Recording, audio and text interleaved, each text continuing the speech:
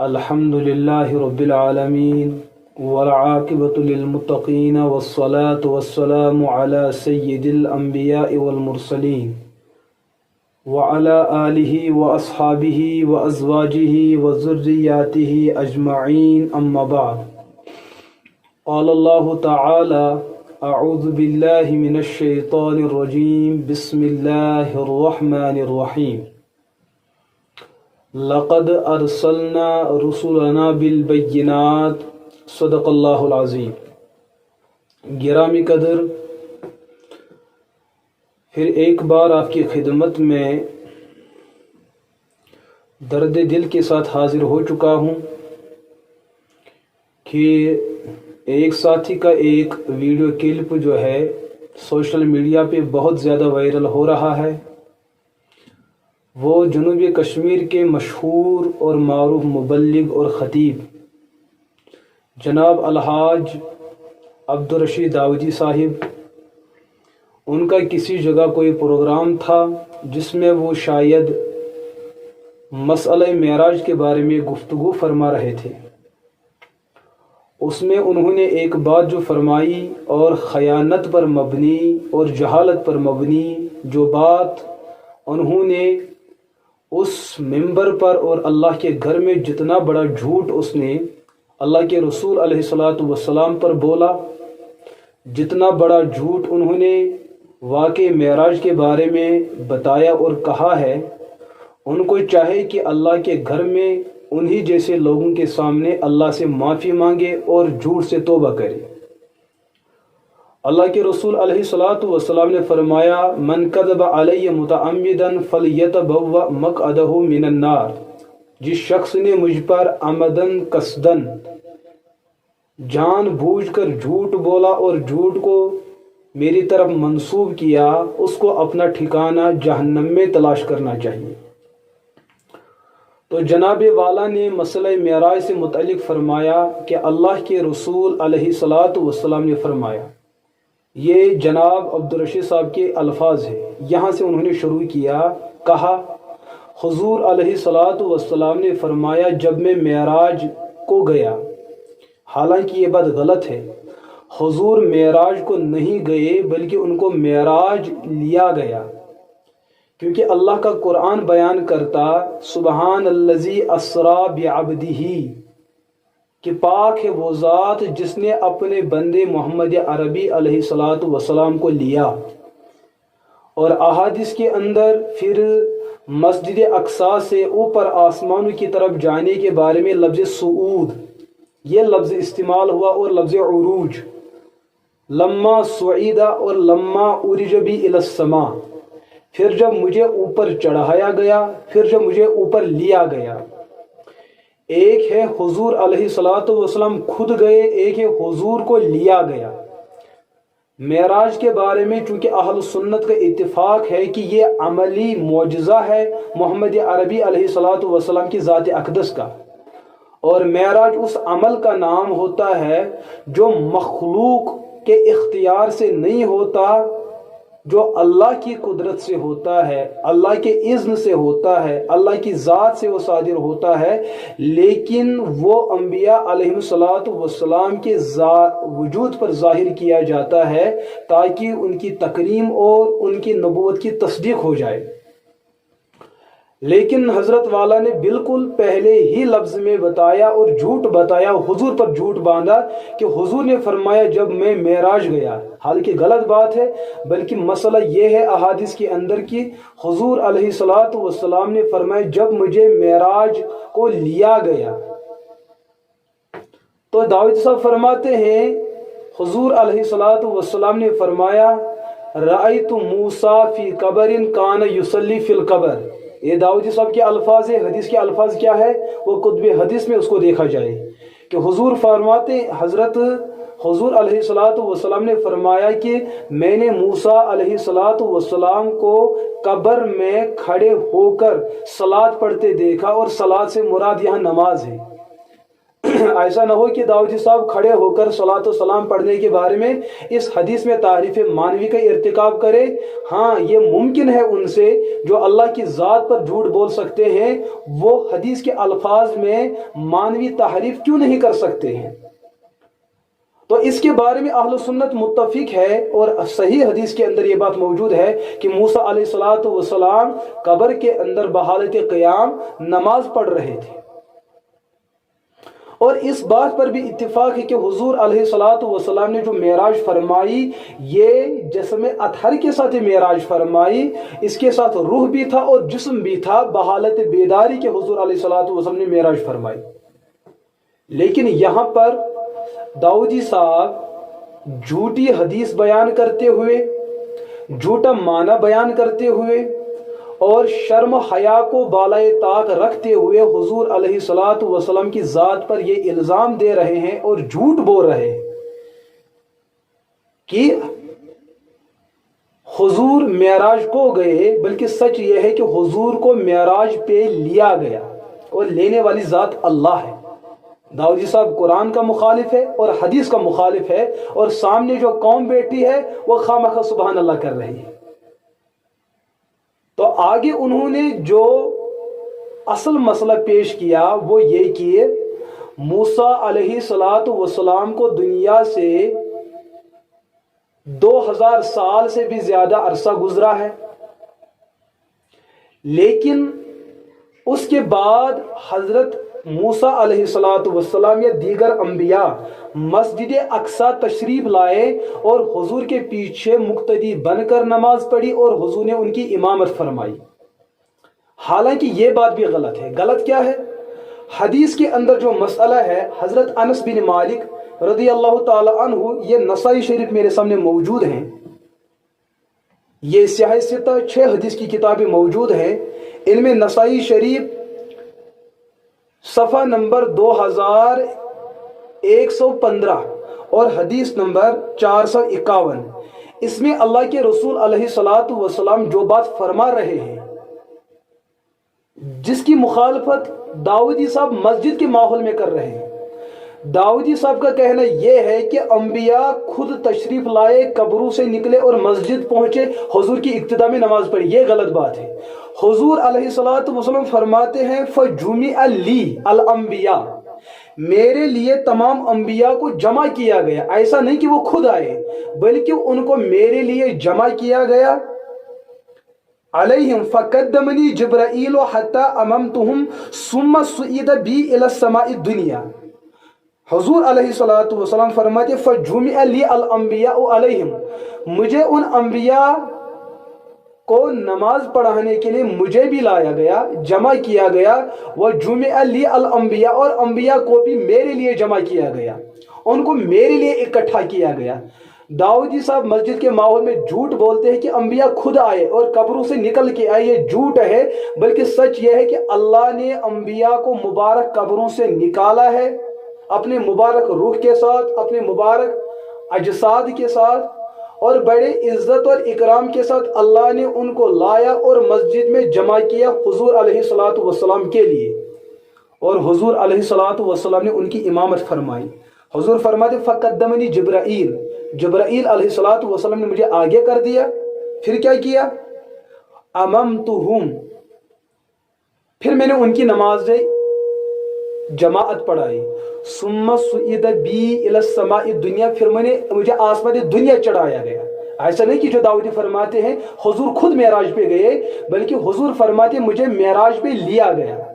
تو 1 minute 35 second کے اندر داؤدی صاحب نے جھوٹ بھی بولا۔ اگر کسی عام پہ جھوٹ بولتے تو پھر بھی گناہ، اور جھوٹ بولا تو حضور کی ذات پہ جھوٹ بولا، اور دوسری بات حدیث بھی جھوٹ بولی، اور تیسرا الزام انبیاء علیہ الصلوۃ والسلام کے بارے میں وہ خود تشریف لائے، حالانکہ غلط ہے۔ حضور فرماتے اللہ نے ان کو میرے لیے جمع کیا۔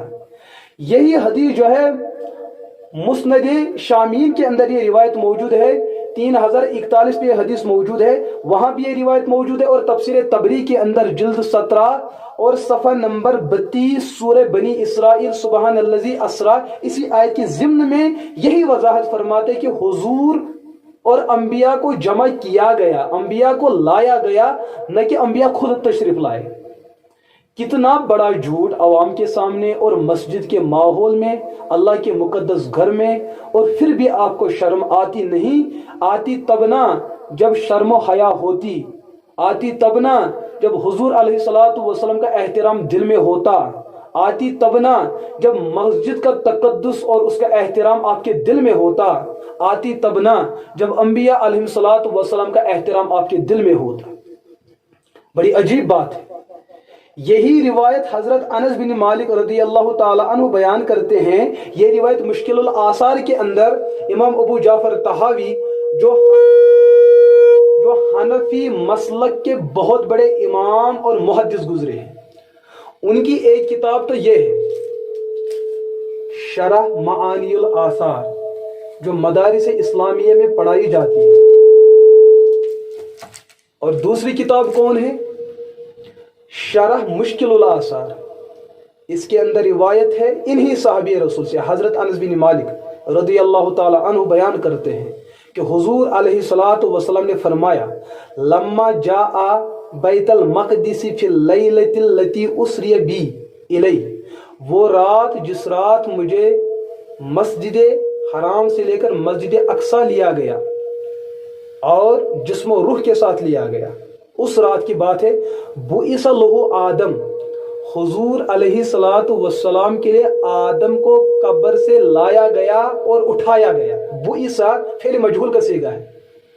اگر کسی استاد کے سامنے علم الصرف اور علم نحو پڑھا ہوتا، پھر معروف اور مجہول صیغے کی پہچان ہوتی، تو اتنی بڑی ٹھوکر نہ کھاتے اور مسجد میں جھوٹ نہ بولتے۔ حضور نے فرمایا بعث لہ آدم، حضور کے لیے آدم کو مبارک قبر سے اٹھایا گیا اور لایا گیا، ومن دونہ من الانبیاء، اور حضور کے علاوہ جو دیگر انبیاء ہے، دیگر مرسلین ہیں، ان کو بھی لایا گیا، ان کو بھی اٹھایا گیا، اور حضور کے سامنے نماز پڑھانے کے لیے ان کو جمع کیا گیا۔ فرماتے ہیں وَأَمَّهُمْ رسول اللہ صلی اللہ، اور حضور نے ان سب کی امامت فرمائی۔